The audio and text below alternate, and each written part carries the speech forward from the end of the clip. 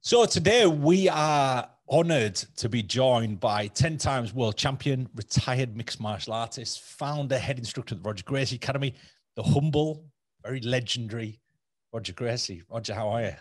I'm very good, Phil. Pleasure being here. Thank you for taking the time out your day, although I think everybody's kind of stuck at home for the most part right now. Yeah, we are. We have to, this working from home. And a busy time by all accounts for you. Yeah, you've kind of handled this transition of moving from the academy, which is obviously, you're there most of the time, coaching, doing your thing, to moving everything into this online platform. So how's that all gone? It was challenging first. It's, jiu-jitsu is difficult to do from home, so it's even more challenging. It's exercise, things that you do on your own, solo is easy because you just need you and the floor. Jiu-jitsu, you need a partner. So just, creating content and, the ways for people that they can stay at home and still train. So we got some dummies. We built some dummies, created. We taught them how to do so they can just play around.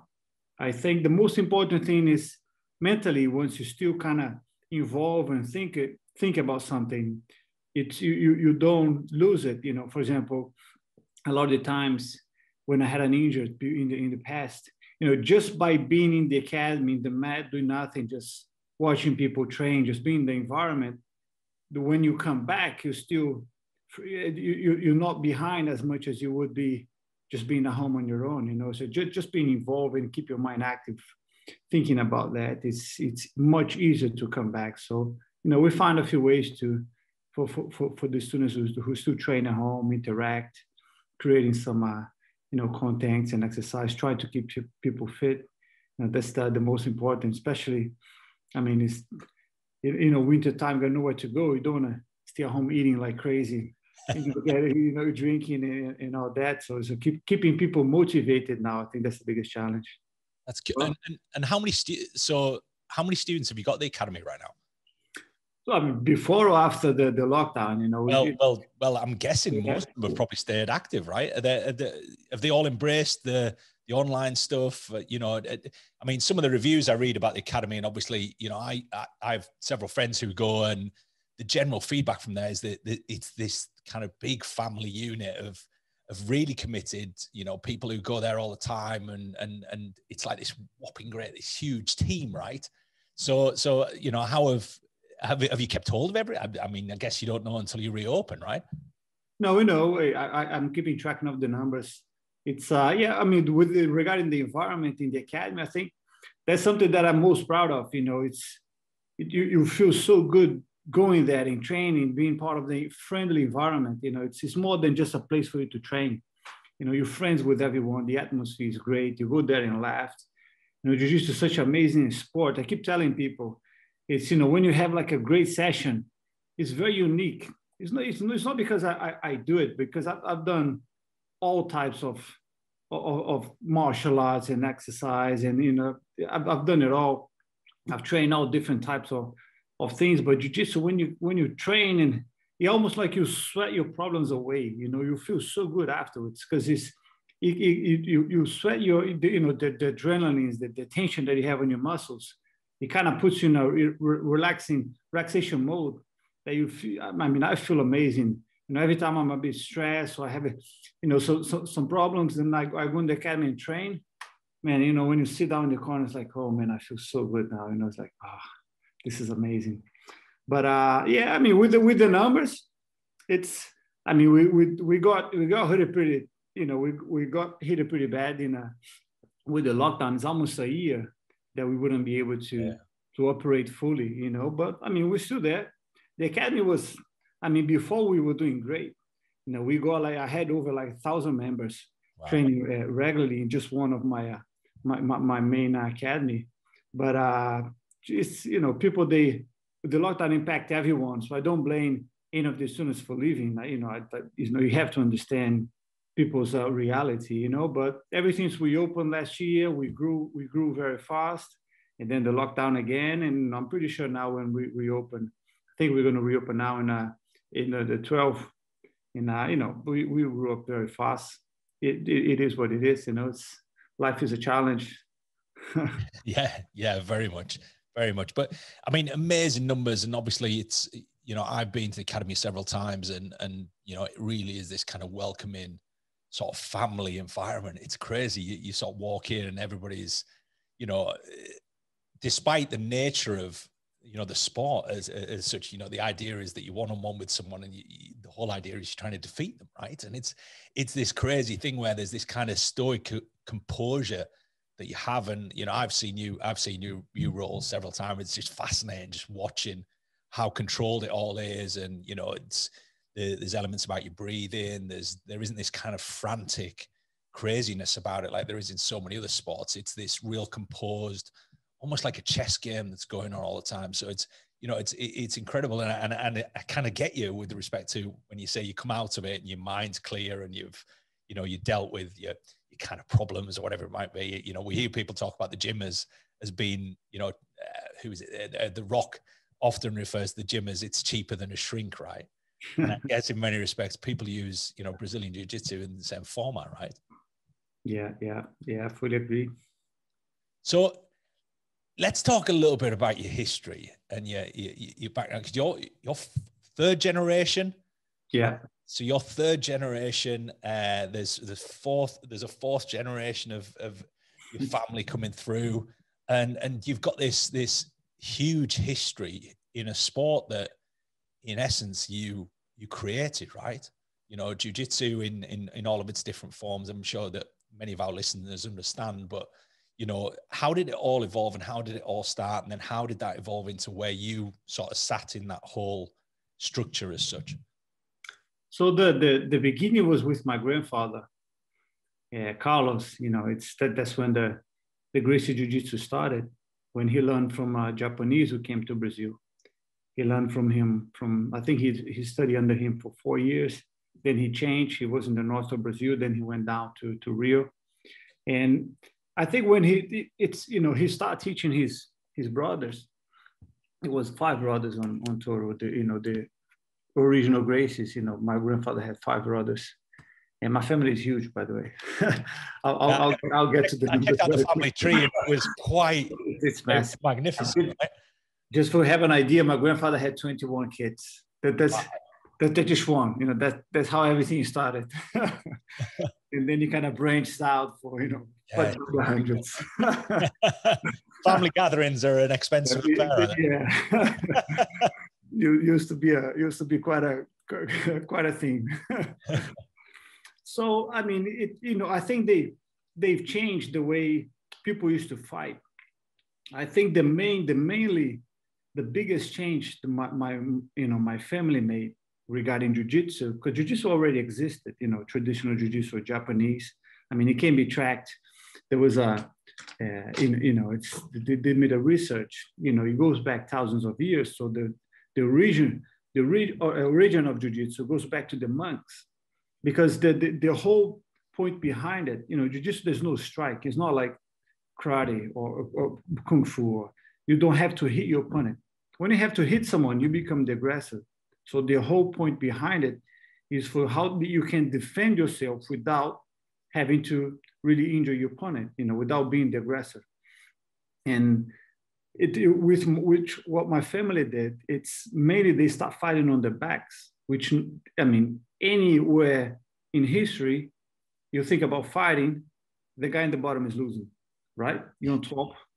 The guy in the bottom, he's losing. There's no other way for you to see it. Who never thought fighting before, you see 2 guys fighting, you see one down, one up. The guy at the bottom is in trouble. So in my family, there was everything developing from your back. No one ever fought from your back before. So, the whole point is let the person be the aggressor, let him try to finish me, whichever way he wants, strike, with whatever technique and locks he comes with. He will get frustrated. He will spend his energy trying to finish me. Well, I'm just going to use as little energy as I can, just defending myself. So when you attack, you have to use energy. You get tired attacking someone. Defending is easier. because you let the other person use his power against you. And when he's tired, it's easy.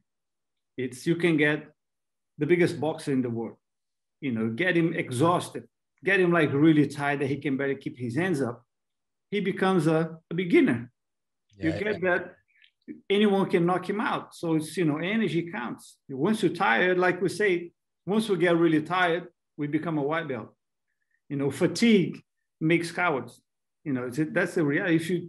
Once you're exhausted, you have no energy. There's nothing you can do because you have nothing. You cannot. There's no energy to defend yourself, and then you can finish someone much easier when the person is tired. So that was the biggest change they made into fighting, which it changed the whole fighting history. Look at the way fighting is today. Look, there was never like this before. Look at jiu-jitsu. Look at, they created MMA. Fighting was always there. We didn't invent fighting, but we create the mixed martial arts, the MMA. Back then it was even called Vale Tudo. Vale Tudo means all go. So it's, and that goes right back to like UFC 1, wasn't it? UFC 1 was Henzo, wasn't it? No, Royce at UFC 1, and then Henzo further down, was he? Henzo, he fought UFC, but much later on. He fought some events before, and then he stopped fighting in Japan. Rickson fought in Japan. Pride, when Pride happened, they became that super popular in Japan. It was like the big boom, and UFC was still on the early stage, and then suddenly UFC took off massively. And then they had there was like American wrestlers coming through, wasn't there? And there was a lot of stand-up stuff. There was the traditional karate, which doesn't really exist now in MMA. There's elements of it, isn't there? But if I recall, I remember having VHS tapes of I think it was like UFC 20 something or whatever it might be, and I think I saw the first one. I think probably in retrospect at some point. And I remember there was one of the guys got his teeth knocked everywhere, and it was a real messy sort of scenario. But I remember this whole ground thing where all of a sudden there was guys taking people to ground. Your relatives were taking people to ground, and nobody was surviving it, right? And, they were beating everybody. It was crazy, right? Yeah, I mean, this is the whole point. You go on your back, you defend yourself. The guy, you put yourself in positions, in situations that you can be safe. It's not easy to injure someone or, to knock someone out because he's down if he knows what he's doing. It's relative easy once you know what you're doing, and the other person on top, he doesn't know anything about grappling. I mean, it's not just putting the arm back and throwing a punch. It's not that easy. You require technique. You need to know what you're doing. If you don't, it's like playing with a child. And just to give an insight into the people that don't know, so your history. So you're undefeated, right? You've never been beaten in jiu-jitsu, right? Or have you? No, I have very, very few times, but I have. I'm not gonna say I'm undefeated. I think since I got my black belt, of all the fights I had, I think I lost maybe 5 or 6 times. Wow. That's an unreal record. And again, that's a practitioner of something which is, it's hugely skilled. I mean, anybody who's done, Brazilian Jiu-Jitsu, it is a hugely technical thing, right? And you'll reinforce a technique multiples and hundreds and hundreds and hundreds of times before you get it right? Yeah, I think I'm very new to be a finisher. I was able to submit most of my fights, which is, in fighting, especially in jiu-jitsu, in tournaments, is a sport event. You either win by points. It's like, if you look at judo, it's, you win by ippon, taking the guy down. Jiu-jitsu is more, it's not so simple as just pinning the guy down or taking him down. You need to put him in a lock or in a choke that, he needs to give up. So you need to finish the fight to make him give up. The person has to verbally or physically, do the tapping and giving up. And it's, what is it, like 80% of all your fights you've submitted, right? A bit more. I had the highest, yeah. Maybe it's an old stat I was reading. But yeah, so when did you get into doing this? Obviously, it's been in your family. was there anything ever there where kind of you rebelled against it, or weren't sure it was your sort of path or your route to go? Or, you know, when did you start, you know, actually practicing this as an art, right? So I started very young. I always trained, but never really much. As a kid, it's, you know, I would say there was a point, I think when I was about 9, 10, I was even a chubby kid. You know, I wasn't like very fit. I was trained, you know, fighting a tournament here, a tournament there, but no one ever looked at me and say, he has potential. Not till I was like a teenager, you know, all through my childhood. I think in my family is very big, you know, it's almost all the, now less, because the family is too spread out now. Before it was more, everyone was in Rio, more united in a way, training together. Now everyone doing, you know, living your own life, you know, living a different part of the world. But before, almost everyone always looking, you know, who's be the next, who has the potential to carry the Gracie legacy, you know, to be the next champion. And I mean, I had a few cousins who were doing much better than me. You know, they was always looking for them to be the next champion of the family. But with me, it was late. I think I was 40. I think, no, I was about 14, almost 15, when I kind of really got into it. And, you know, I went to spend a holidays with one of my uncles, Hillian, in the south of Brazil. And he got me really motivated. And then when I got back to Rio, I was like, man, I'm in a mission. I was like, I want to be the best in the world. You know, when I go back, I was like, man, this is what I want for me. And then that's when my path started. I started training.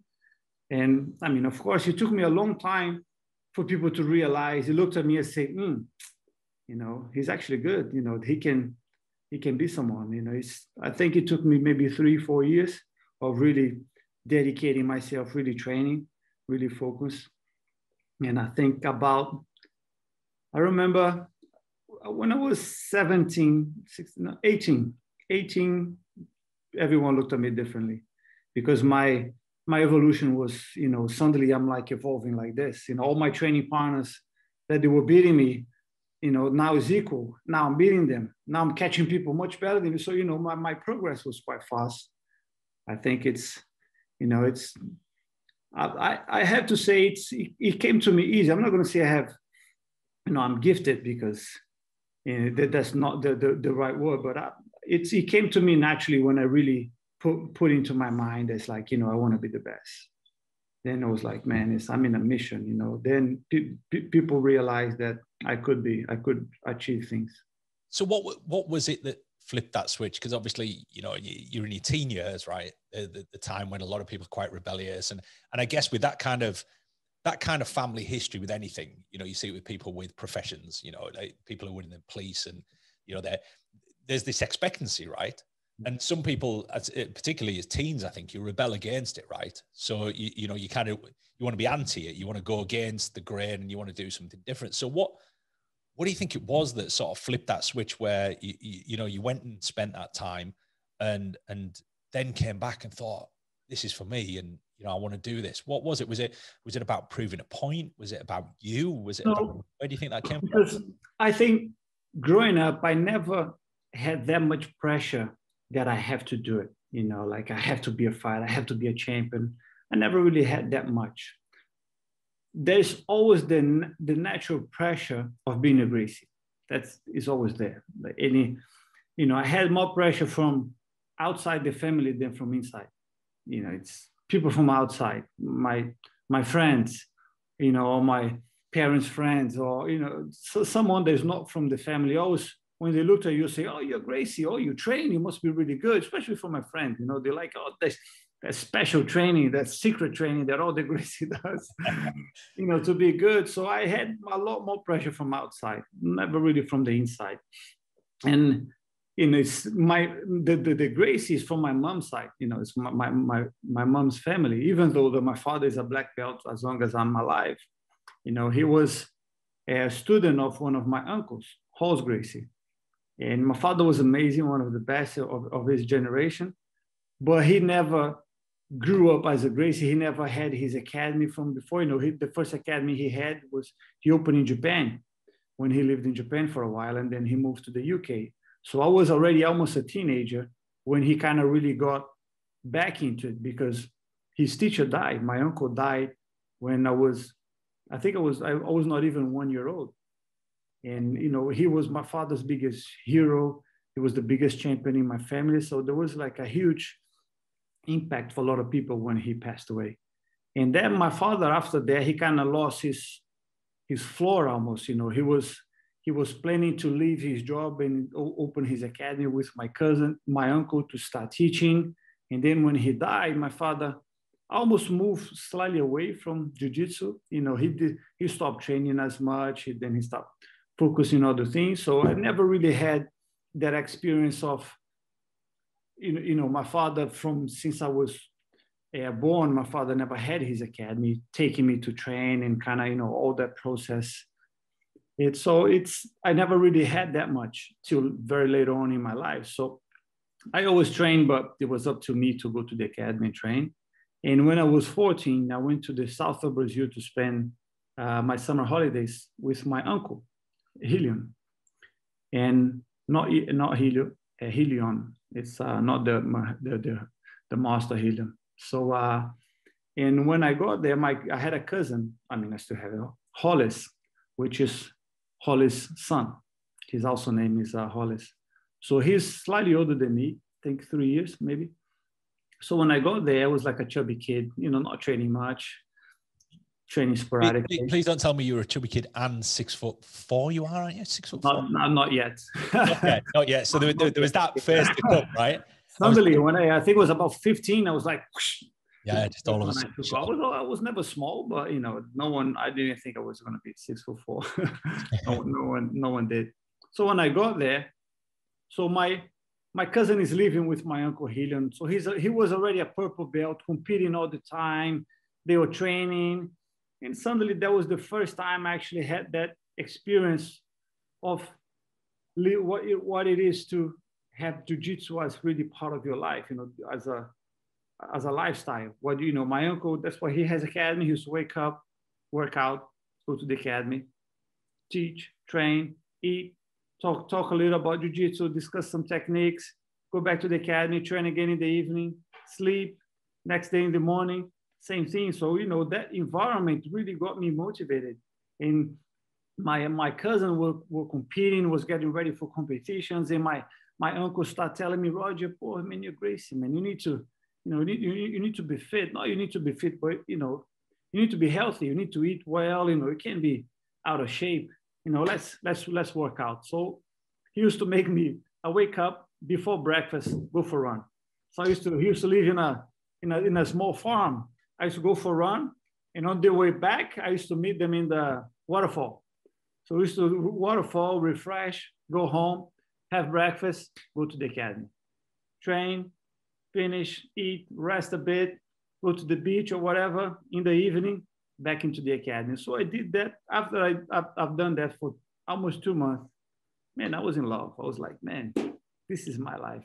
This is what I want to do. So when I go back to Rio, I was like, Mom, my uncle's calling me to live with him. I want to go, you know, jiu-jitsu, I want to train. My mom was like, really? No, go. She was happy.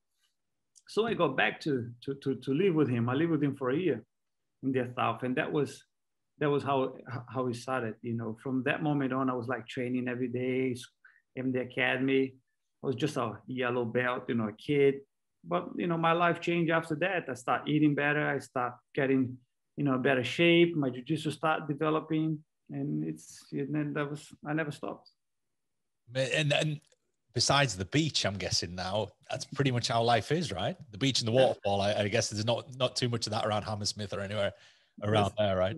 There's no beach around here. There's no beach or waterfall anymore. But it has to be, right? I guess it has to be this love affair with the sport in many respects, because it is literally all day, every day for you. I guess I thought when we got on, I was thinking, do we want to talk about jiu-jitsu all the time? Because I'm guessing that's all you ever do, right? Is that your life just navigates around this whole discipline and this whole sport, which you have to be in love with, because it is your life, right? It's literally you have to. It's if you're not, I mean, naturally you will start going in another direction, you know.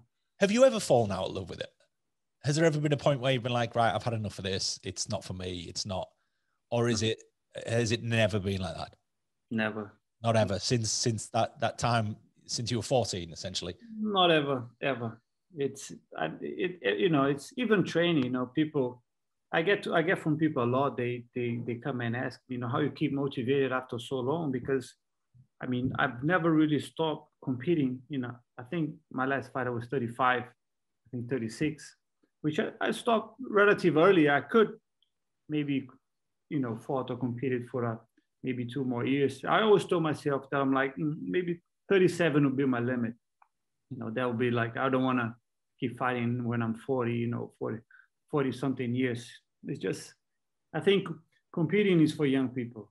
That's when you have that energy, that drive, and you still can perform at your best.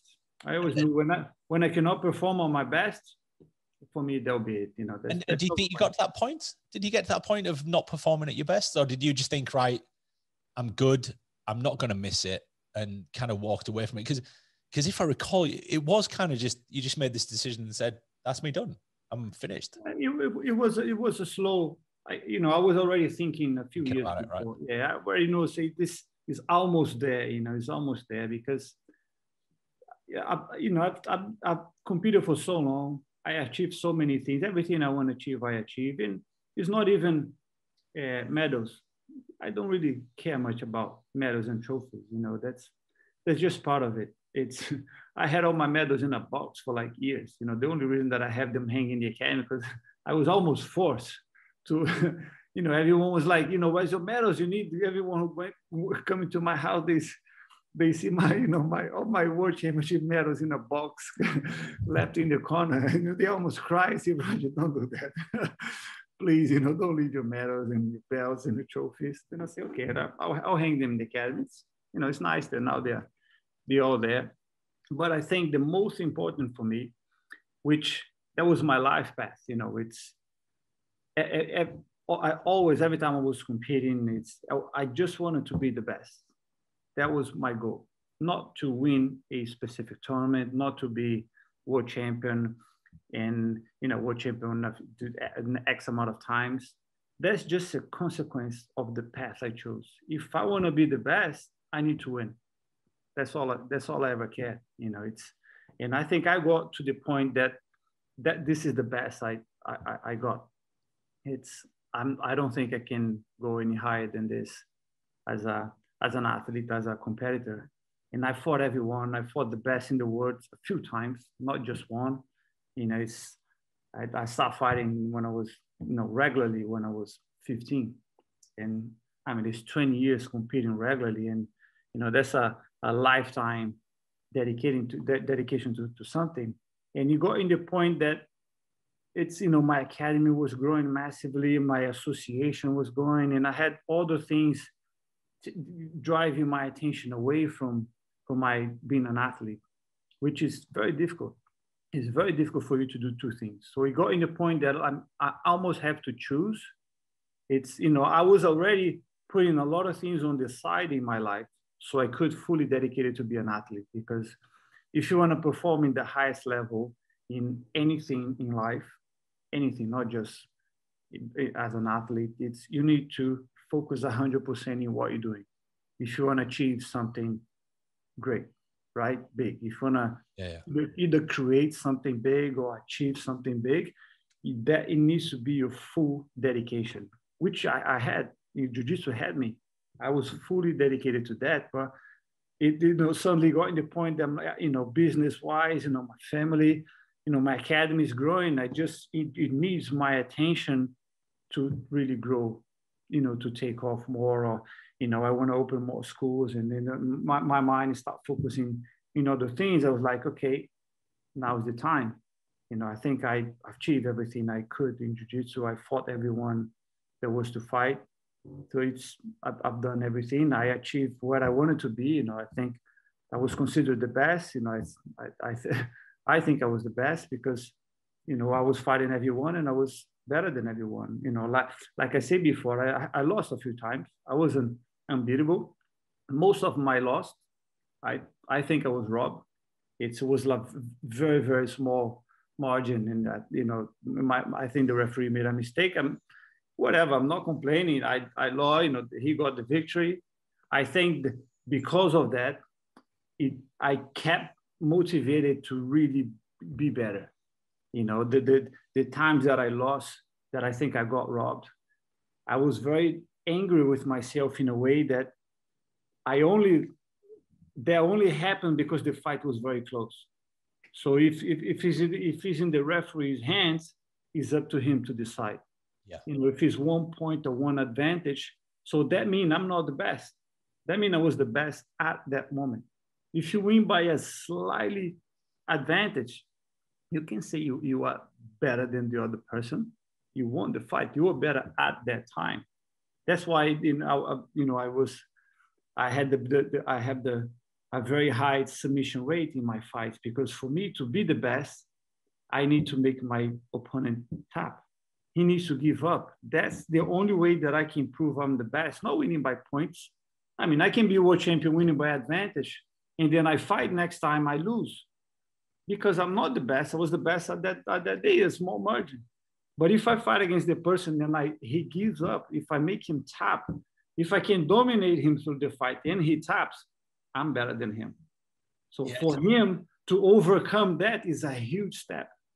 If it's one advantage, that's an easy achievement. You just need to change a little bit. But if you get dominated and you tap, I mean, there's a lot to change. There's a lot to improve. So that was always my goal.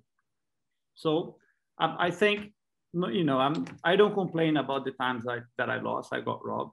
I think maybe if that didn't happen, I wouldn't be the fighter I was. Maybe that drive wouldn't kick in more. Maybe I wouldn't be less than I am. So it is what it is. But my drive was to be the best, not to be a great fighter, not to win a tournament. When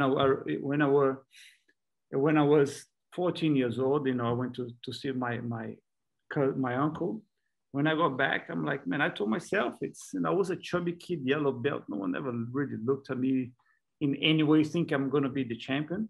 But I used to tell me, I used to even tell my friends, man, I'm going to be the best fighter in the world. Of course, no one paid attention to a chubby 15-year-old kid, but they stopped paying attention when I was 18. I decided when I was 14, but I started, the training, the time that I was put in, it took time. It took a long time. It took a lot of beating. I used to go to the academy every day and got beat up.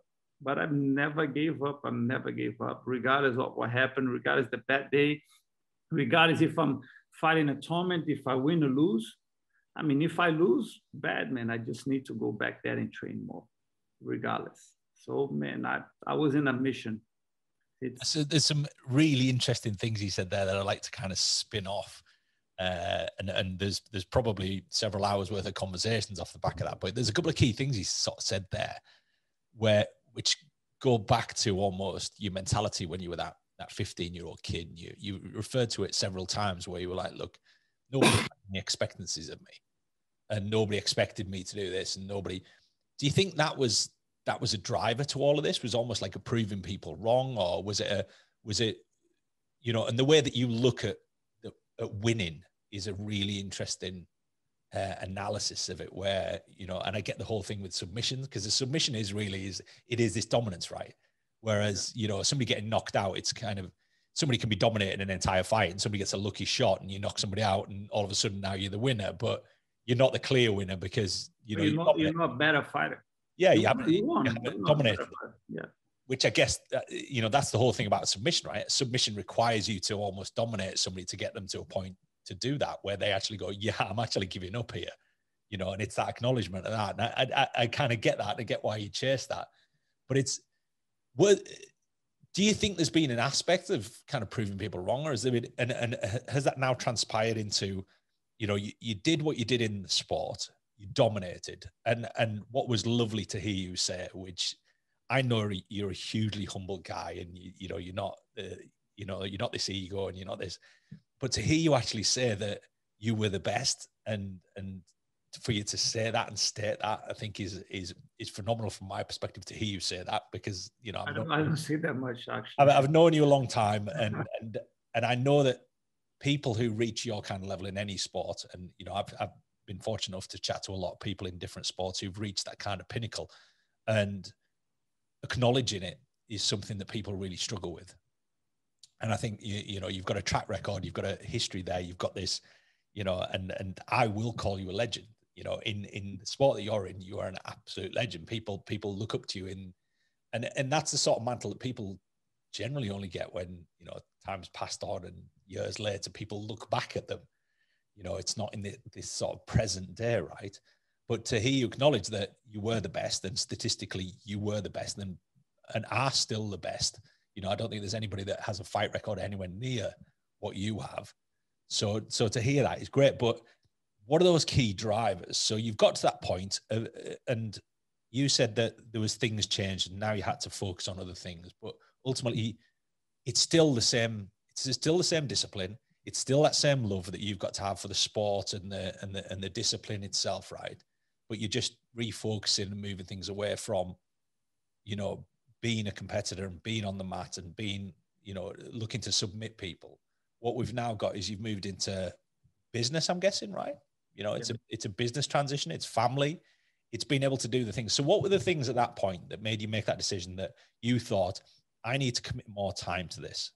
You know, it's fairly clear that business was one of them. So the academy and the growth of the academy, obviously you need to focus on that. But what else was there that made you come to that decision to say, right, I'm gonna hang up my, well, you didn't really hang up anything, but you know what I mean? Hang up my gloves on my geese. I'm gonna hang up my geese. I think it was, I know you know, as you grow older, there is a time that you reach your peak, and after that you cannot go higher. I knew that around 30, you know, knowing myself, I think my peak, I can extend maximum to 37 years old. 38, I'm not going to be the 35-year-old Roger. So I'm going to dig into that a little bit there, because you're a highly skilled practitioner, right? You've talked about how you go about, you know, doing what you do, right? Is that you know, you're on your back, whatever it might be, but you're going to drain your opponent, and there's very little aggressor kind of behavior here, right? So when you look at most sports and most disciplines, people require a certain physicality, right?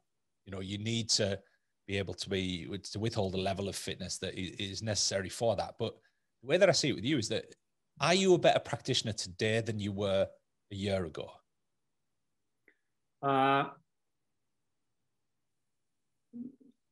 Look, not really. I can't say I am. I mean, I'll be 40 this year. It's, if I were to fight, if I were 30 years old, I were to fight me today, I would have get smashed, pretty much. If I were to fight the Roger 35-year-old, I would have get smashed. I would lose. But why do you think you'd lose? Because, I mean, I was an athlete then. I mean, I'm not an athlete now. Now I don't. I mean, I used to train twice a day. You know, now I train, now more. I train 5 times a week. It's a massive difference, because if you wanna keep your peak, you know your time reaction, your strength, you know, holding the gi, you require constantly high intensity training. And so it's the body rather than the mind, right? It's the body rather than mind. So yeah. Do you think your mind as a you know, combatant and a fighter, your mind is better now than it was then, but you just don't have the physicality to support that? Yeah, I think so. Yeah, I think it's, if I was 30 with my mind out, I think I would be a better fighter. Probably, you know, I would maybe change. I'm, you know, more mature. You would. I mean, it's when you're 20, you know, when you're 30, you're much better fighter when you're 30 because of your mind, not because of your body. You know, it's from 20 to 30, it doesn't really change much body-wise. You can still achieve, your peak conditioning is very close. So in a fighting, it doesn't really make a big difference much in jiu-jitsu. You know, that might have a big difference sprinting if you're running 100 meters, because you know, it's by seconds, you know, you know, it counts a lot. But fighting, not really much. So, you know, you know, the mind do play a big, it makes a big impact in fighting. But I look at it like, you know, it's like you're an artist, right? You're an artist, you're a hugely skilled artist in what you do. And you get better at that art the more you practice it and the more you become versed in it. Hence the line of questioning, right? Is that you look at a sprinter that the technical side of sprinting is something someone can learn fairly quickly in the grand scheme of things. Whereas what you've got is you've got an ever evolving art that has a variable from the, you know, your opponent, right? You know, so you've got an what we class as open chain, right? So it's open chain. So you've got an opponent who's doing random stuff that you don't know what's coming next. So you've got to then counter that and do something with it. Whereas sprinting is very, you know, it's closed chain. It's literally you set off, your muscles and everything have to dynamically do something in a certain direction, and that's it. And you can understand why age there becomes once that physicality starts to drop off, that sport is no longer viable, right? You know, you can't do that anymore. Whereas for you, it's that constant practice. And I see you on Roger Gracie TV, right? And you're just practicing all the time. It's literally, you're just drilling stuff and doing stuff again and again and again. And I'm guessing, you know, they talk about the 10,000 hours of practice, right?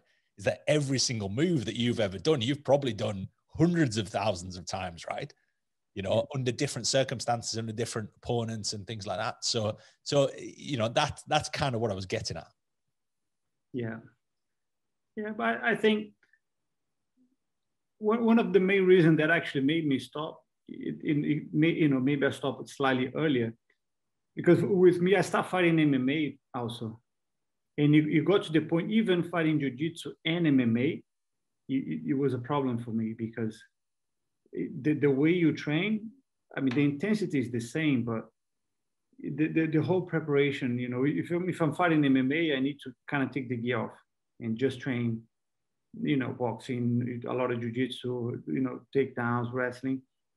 But it kind of get me out of the gi. You know, you need to stay active. You know, if you want to perform on your highest level in the gi, you need to be training with the gi constantly. So if I take the gi off for 2 months, 3 months, then I'm going to put them back on.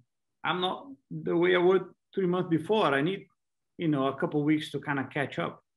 So I was always kind of catching up on my return. And so I did. So in the last few years, in jiu-jitsu, I was only fighting the worlds, just the world championship. So I wasn't doing any other tournament. I wasn't really keeping me, you know, active. I was like, man, I love jiu-jitsu. You know, I still wanna, you know, I wanna compete, and I still wanna fight against the best. So in the world championship, I'm still gonna go there. So I was doing the MMA, and then I was doing jiu-jitsu. But man, that was hard. I just made it much harder to myself, because you know, going back to compete against the best in the world, having to 1 year, you know, fighting a few MMA fights on and off the gi. I was like, man, it was difficult. Like the last 2 world championships I fought, I had an MMA fight 3 weeks before. Wow. I mean, it was hard, because, you know, when you fight with the gi, you know, you hold the gi. So your strength, your forearm strength, it needs to be sharp. Doing MMA, there's no gripping. And then right after my MMA fight, I'm putting the gi, I'm training, my grips are so weak. Yeah. So I wasn't in physically the best ever. But you still, but I'm guessing you still won the world championship, right? I won. Yeah, no, I won. I performed well.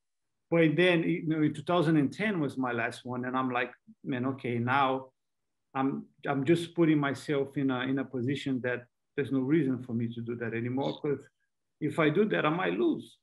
But I will lose just because I didn't prepare the way I should. And that's timing, right? I mean, yeah, that's not acceptable. And how was it MMA? So when you decided, right, I'm going to do MMA, obviously you move into boxing, you move into stand up, you move into all this other stuff. Had you done any of that before? No, not really. But honestly, the path of the path of the Gracie fighter, which the generations before me They always did. They always focus in jiu-jitsu first, getting your technical level, getting good at it. And you got to a point that once you achieve that, your good black belt, now they all fought MMA, because back then there was the beginning of it. It was out. My grandfather, he created MMA to show jiu-jitsu that jiu-jitsu was the best fight in the world. Not that they were the best fighter, but it's jiu-jitsu can win against dominant any aspect other of it, martial right? arts. Yeah. So MMA was created because of that. My family created MMA. When I say back in the days, it used to be called Vale Tudo. Yeah. Before the name MMA, the name was Vale Tudo, because it was in Brazil. That's a Portuguese name. It means all go. That's when jiu-jitsu can fight against any other martial arts, because back then there was no mixed martial arts. Either you do a specific martial art. No one used to do boxing and wrestling. It never existed. And that was kind of like that, almost like the video game scenario, wasn't it? Where you'd pitch a karate practitioner against a boxer, or a boxer against and it was this proving ground for martial arts, right? It was this, our martial art is kind of better than yours. Yeah. Scenario, right? Yeah. And it proved that it was. It proved it. My family were winning. You see Royce, he shocked the world in the UFC. It's the skinny guy fighting with the gi, choking everybody out. Somebody's like, what is that? The guy's fighting on his back and he's choking people out. and people at that point couldn't work it out, right? Because all of a sudden there'd be somebody lying on their back and the other guy would tap out, and you'd be like, hold on, what happened here?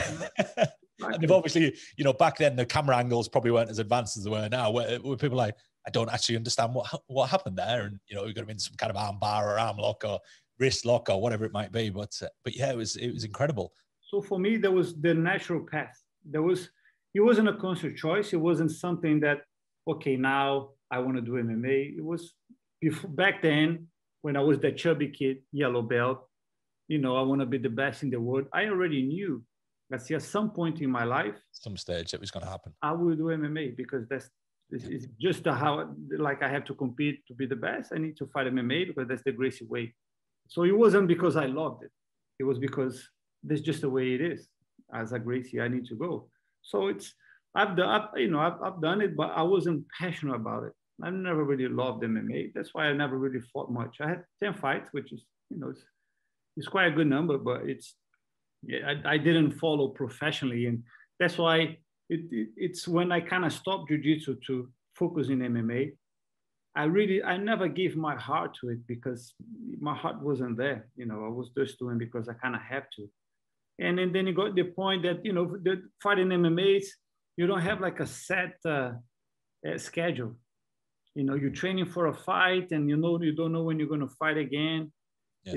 And then it's like, man, you know what? I don't want. And then I say, look, now I stopped fighting jiu-jitsu to go back, to fight the same guys that I was fighting before. It's like the kind of motivation wasn't there anymore. That's when I decided, like, okay, this is it.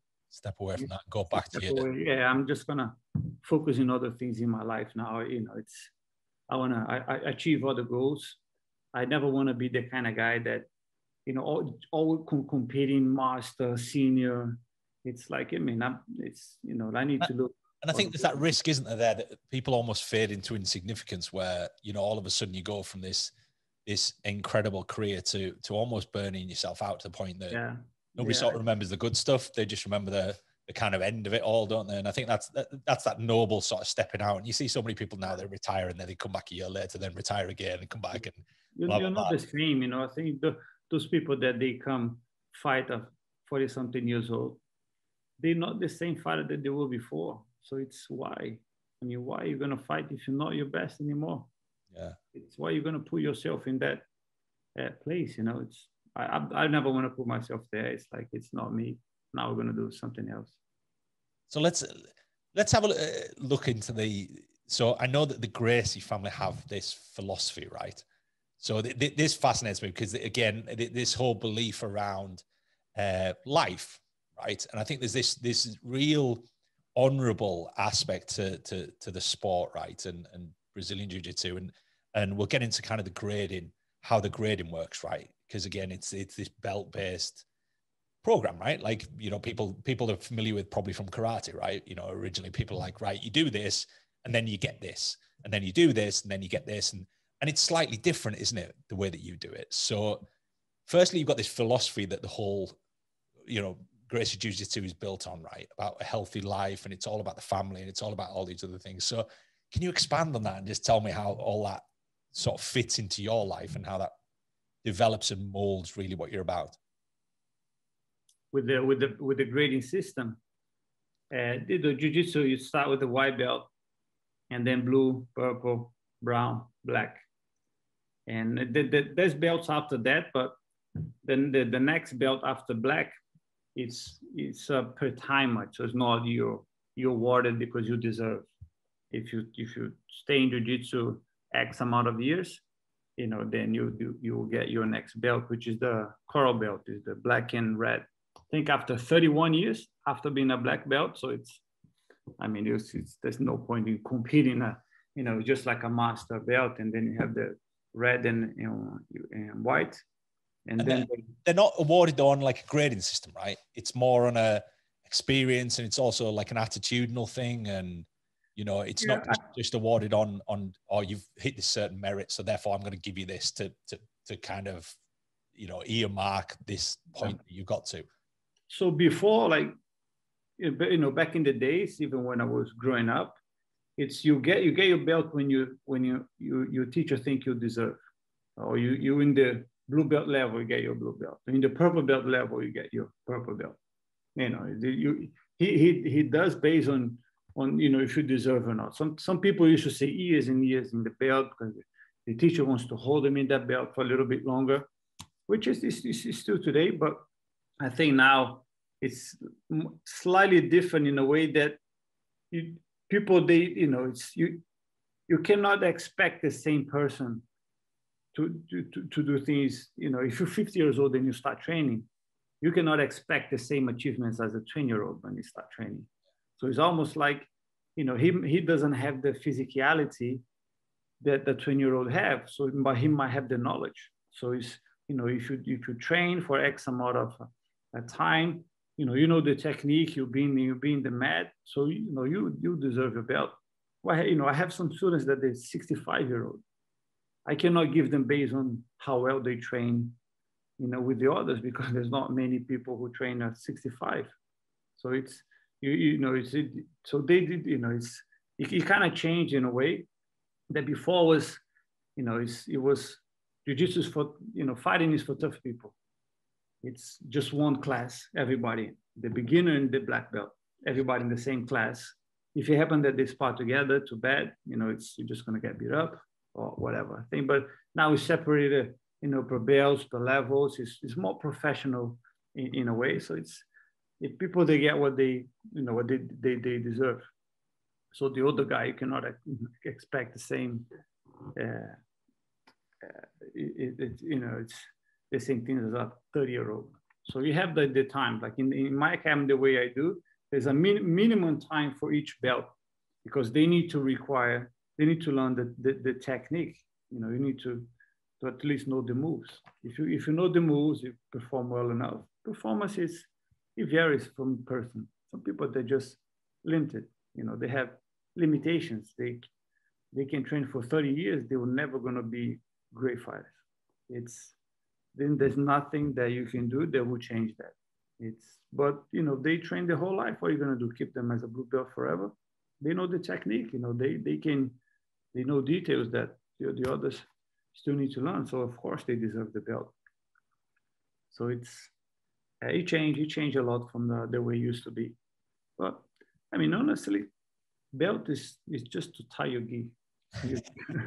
It's like that famous scene out of Karate Kid where Mr. Miyagi says, "Oh, it's leather you like."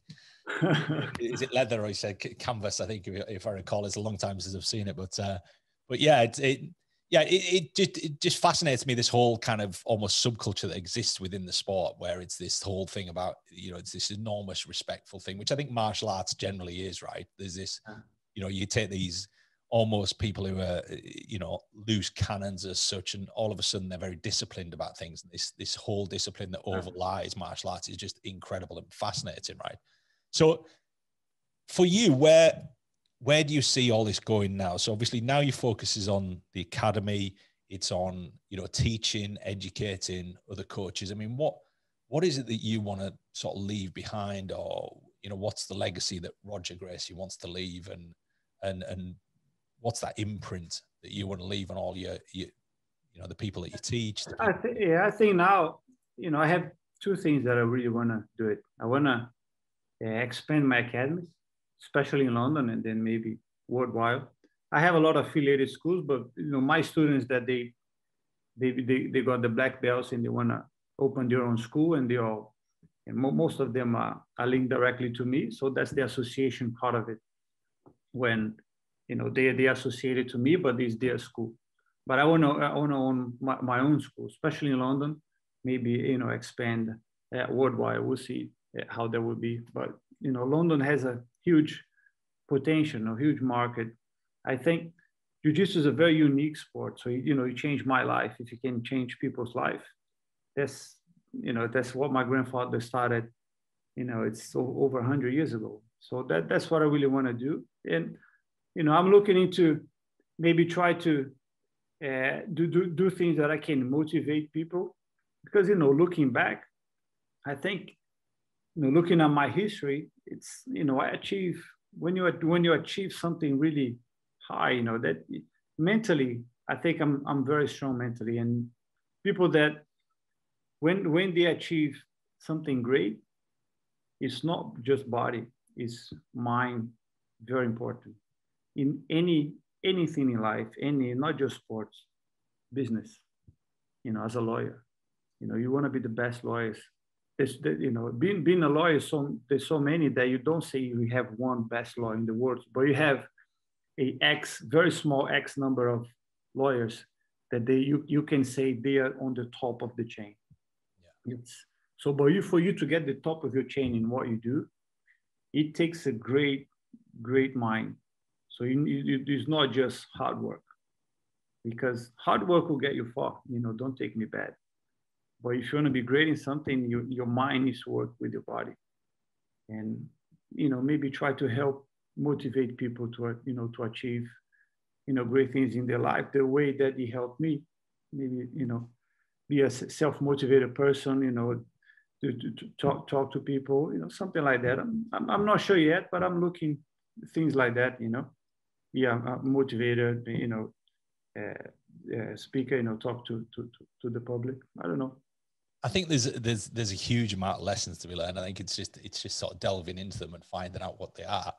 And this is, obviously, my line of questioning is to try and dig into that and understand where that motivation for you came from, because obviously it is, you can see it on a sort of granular level that you went from being this kid who wasn't sure whether he could achieve what he wanted it to achieve, then achieved it in this enormous fashion. It wasn't even just, I gave it a good go. It was this enormous fashion, and you became, the best at what you did and what you kind of still do, right? You're still regarded by many as the GOAT, the greatest of all time, right? In a particular profession. So there's a lot there to give, and it's how do you get that across? And, it's hugely motivational to anybody, I'm sure, and this is the thing at your academy. And I hear this from so many people who go down there and they're like, well, Roger's always there.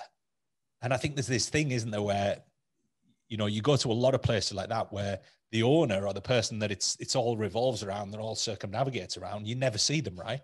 Yeah. Whereas you're there all the time.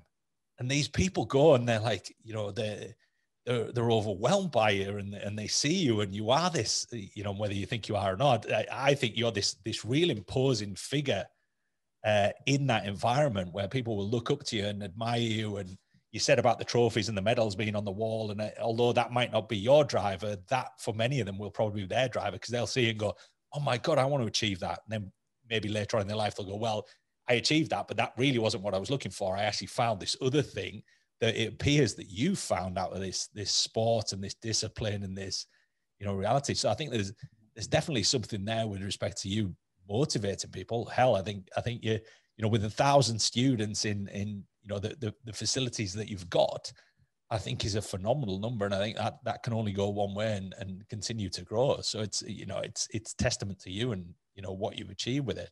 So what are the focuses now? So obviously business, you've got the growth of the business. You talked about that, you know, you'd like to have academies dotted around here, there, everywhere, and, you know, expand your students, teach them a little bit more about, you know, what they need to know to get on with life and succeed in life, right? Mindset and everything. And what about you personally?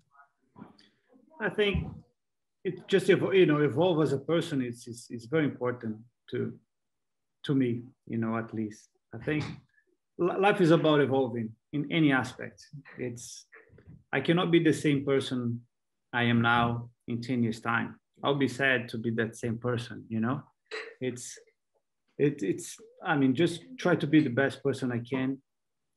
I mean, evolving mentally, spiritually, you know, it's been meditating a lot, try to, you know, to expand other things in my life.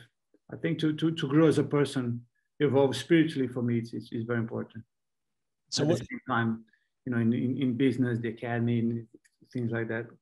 So going back to your days of the beach and the waterfall and so what does your day kind of, you know, under normal circumstances, let's say the academies are open as of the 12th, you know, how do your days look? You know, where does your training fit in? Where does your family time fit in? Where does all that, are there you know, religious routines kind of that you have on a daily basis, like, you know, the waterfall or the, you know, whatever it might be, you know, how does a day in the life for you sort of evolve typically?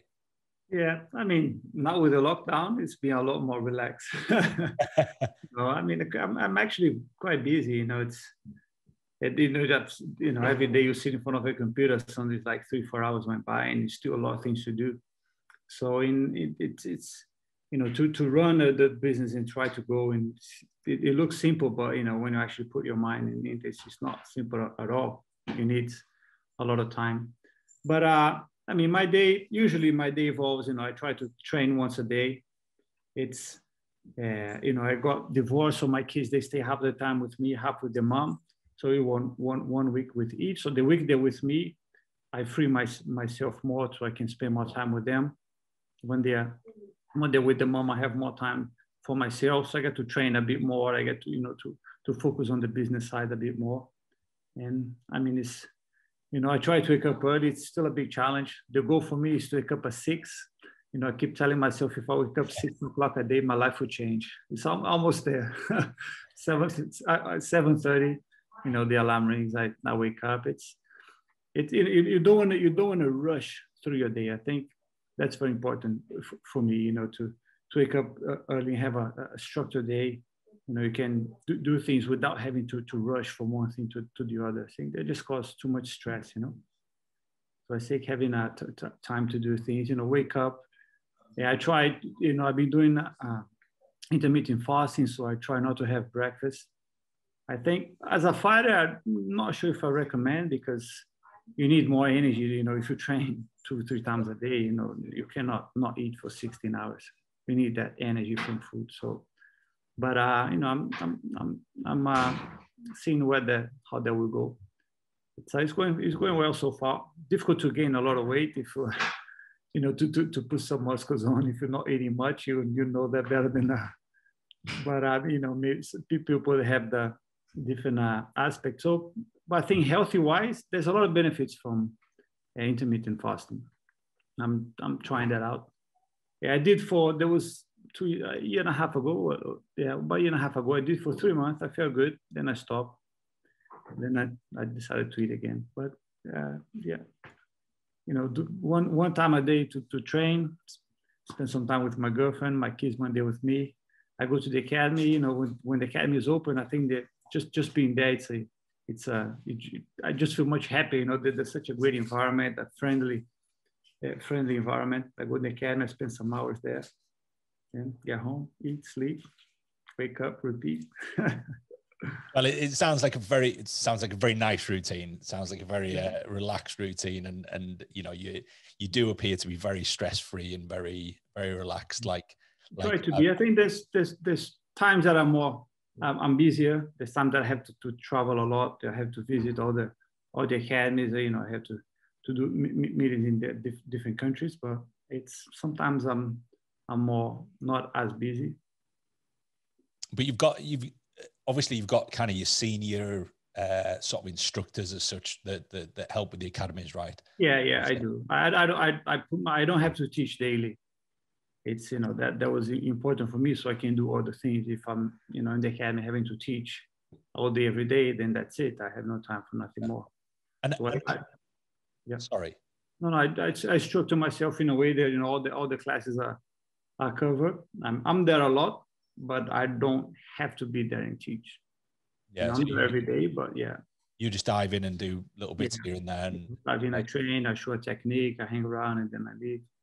I think that's great. I mean, like I said, from your students and the people that I know that go to your academy, which I know an awful lot, that get down there on a regular basis, I think they always, respect the fact that you turn up and you're there and, you're putting little bits in here and there and what have you. And obviously you're only one man and, 1,000 students is a hell of a lot, and never mind the rest of the people that are probably involved. So now you've transitioned across so you've got Roger Gracie TV, but you never thought. Yeah, there's a great thing I did, because it's the way that I put a lot of my knowledge there.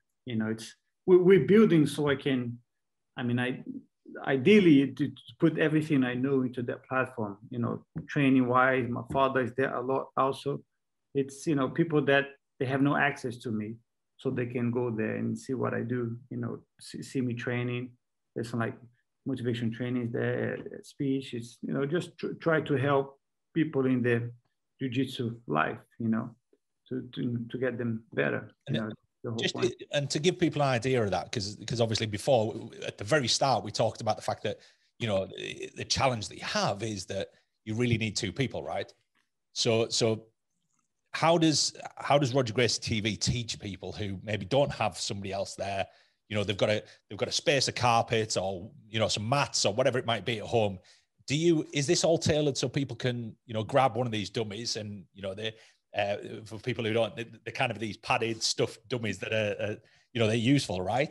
Yeah, if you're stuck at home during lockdown, that's what you have to do, but ideally when everything reopens and go back to normal, is to use that in training with your partner. There's no better way to learn than with another person.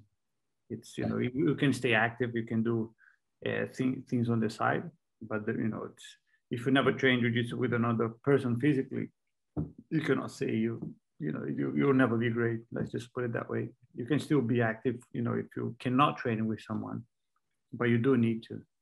You do need to. So anybody who's been doing Roger Gracie TV with a dummy at home, don't expect to swan into the academy thinking you're going to rule the roost, right? You're not going to do magic. If it will help you, but you're not doing it. And how has it been because obviously your father's been doing a lot on the channel as well, right? Yeah.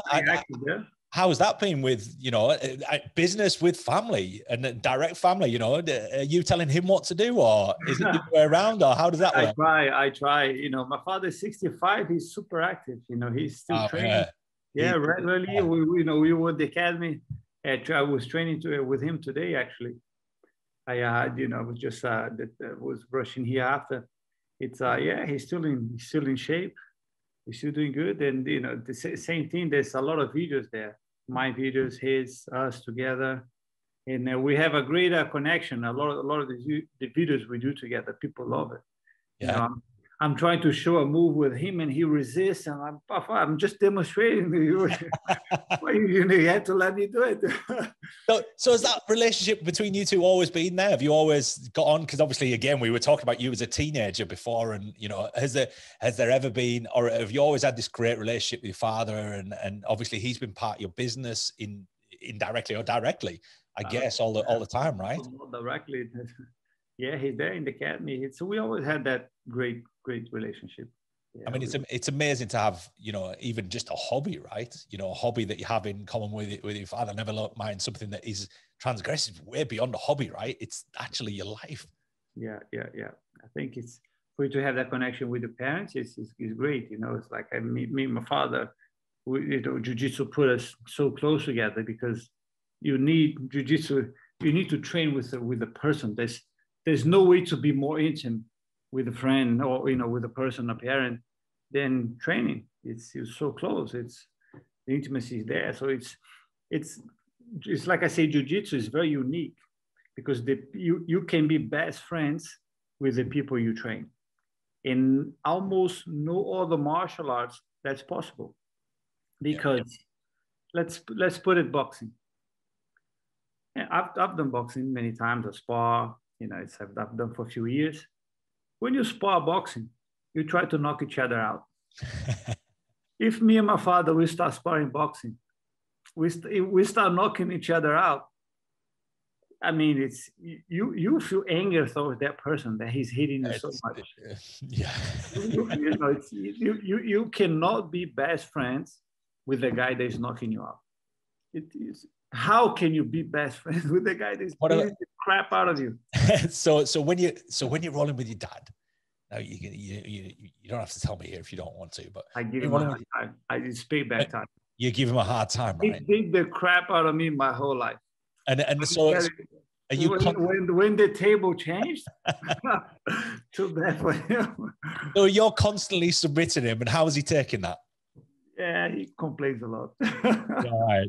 Hey, I'll tell you what though, he's a testament to the sport with respect to, you know, I mean, for a man of 65, I mean, it's incredible to perform at that level and to be able to continue to do that. And I think this is, you know, the sport in general, right, is that it's been embraced by so many people. I mean, it's gone nuts. I mean, you know, years ago, it was, you know, when I grew up, it was everybody wanted to do karate. And then it went from that to kind of people got into kickboxing and then Thai boxing and blah, blah, blah. But Brazilian Jiu-Jitsu has been this thing that over the last decade or more has just gone crazy. Like everybody's doing it. And you know, you have there's a list online, I think, of all the celebrity students that you've had across and I mean, it is a wide array of people. And obviously this is something that, you know, a lot of actors, actresses are going to, because I'm guessing, and again, correct me if I'm wrong here, but I'm guessing it's because the likelihood of you getting smashed in the face is probably far less, right? So if you're on set and you're filming, you know, how do you go in the next day with a whopping great black eye and, you know, CGI ain't going to work there, you know what I mean? And you know, what was the thing with Henry Cavill and his mustache, right? They tried to CG it all out and it was a mess, right? But it's, you know, it's almost like this safer way of training, but also this thing that enables you to, especially stunts in movies, right? Stunts in movies, there's a lot of things that will carry over from Brazilian Jiu-Jitsu to being able to do your own stunts and things like this, because the mobility and the technicality of it all and things like this. But it's been massively embraced by this huge population of people that never existed sort of 10 years ago. And it was this thing where if you did a martial art, there was a purpose. There was kind of a purpose somewhere in there that you were doing it for some ulterior motive. But Jiu-Jitsu has been this whole different thing. So, you know, how has that surfaced, and how have you coped with that sort of influx of interest in this thing that you love so much, right? Yeah, I think this, you know, if you look how Jiu-Jitsu is growing worldwide, you know, like you just said, it's massive. I mean, it's the biggest growth in martial arts. Is, you know, in some countries it's massive. It's one of the biggest sports, you know, whatever you want to call sports, fighting in martial arts. It's growing massively. It's a lot more than any other martial arts, a lot more than most sports. Is, you know, in Brazil, it's so popular that, I mean, it's not okay. Football is bigger. What else in terms of practitioners and, you know, people that know? Brazil is, it's like number three after soccer. It's like I would say maybe number 2, 3 max. I mean, what is bigger? Wow. What's bigger than Jiu-Jitsu in Brazil? Soccer. What else? That in terms of practitioners, you know, it's there's so thousands of schools. I mean, look in America, California, man, it's probably number 1 in terms of people training. So many. I remember being in LA and literally every corner, everywhere, everyone there's another school, and I mean, it's London. What's bigger than Jiu-Jitsu? I mean, soccer you cannot compare with soccer, because soccer, everyone trains soccer. I mean, you can go in the garden with the ball. You do soccer, so it's. I mean, but go to. You could go in the garden and have a roll as well, but yeah. Your parents probably aren't going to favor the state of the grass after you're done, right? But it's growing so much, and it's safe. You know, people, it changed people's life, because it's a martial arts that you go in, you spar live, and you don't get injured, you don't get hurt. And it's effective and hugely effective, right? You know, people super talk about effective. I mean, the number of our women training is grew like massively over the years. The kids, everyone, they all, you know, older people that, you know, they're not 25, you know, they're not on the peak physical condition. You know, people that 40 they start training. You know, it just, a lot of people, they just want to, they train for different reasons. They want to feel safe. They want to, as a training, they want to get in shape, and, you know, they saw on TV or the friend does. I mean, it's once they do it, it's like they fall in love, because it's addictive. Trust me, jiu-jitsu is addictive. Yeah. You had that, you can get that you know, that fever, you know, in the first month. Well, I'm going to go back to something you said right at the very start. Is that one of the things that you said you're most proud of was this kind of culture. And this thing where, you know, people walk into your academy and it is this hugely welcoming, non-intimidatory. It's this beautiful kind of just place where you go, you feel welcome, you feel part of something. And obviously this growth of the sport, the martial art, the discipline worldwide is, you know, I think anything where it hinges on that, you know, I grew up playing sports like rugby and cricket and blah, blah, blah. And if anybody ever asked me what I miss the most, I miss the culture of it the most. I miss the, you know, the camaraderie, and I miss all of that, which I think in certain sports is missing. The sports of the sport, and there is no camaraderie, there is nothing around it. Whereas Brazilian Jiu-Jitsu is that it's this culture, it's this family. It's, you know, I'm a member of about 3 or 4, you know, Facebook groups, you know, for over 40s, but the, you know, and it's this unity. It's this huge kind of big elongated family, which ironically stems from this massive family of yours that developed it and built it. And now you've got this extension of it where, you know, if you look at kind of your extended family tree, it's those 1,000 students, and the 1,000 students are there teaching, and all these others. So it is this magnificent thing that I think over the next few years, again, I would think will just continue to grow. And I sincerely hope that these academies that you want to open, they open, and I don't think there'll be any question with regards to filling them. I think there'll be so many people who are gunning for it, and you know, excited to be part of that culture and that world that I think so too. that you've sort of invested. Well, I'm sure you hope so as well, right? You know, it's like yeah. I hope that happens. I genuinely think it does. I think it will. It will happen. It will happen. I think it's an enormous growing sport, and you know, it's huge. There are so many things. I'm very conscious of time. There are so many things that rabbit holes that I think we could go down with you and talk about, and, you know, history, and, you know, your MMA, you know, even just your fighting history. But again, our audience is going to be very mixed. There's going to be a lot of people who are interested in you as a person, you know, what the sport is, and various other things. So I think we'll leave those rabbit holes, the specialist people that are in the fight game and in the world of jiu-jitsu. But Roger, thank you so much for taking the time to speak to us. I know you have a very busy schedule. I know you've got waterfalls to be under and things like that. Only we're in Brazil. In London, there's no waterfalls in London.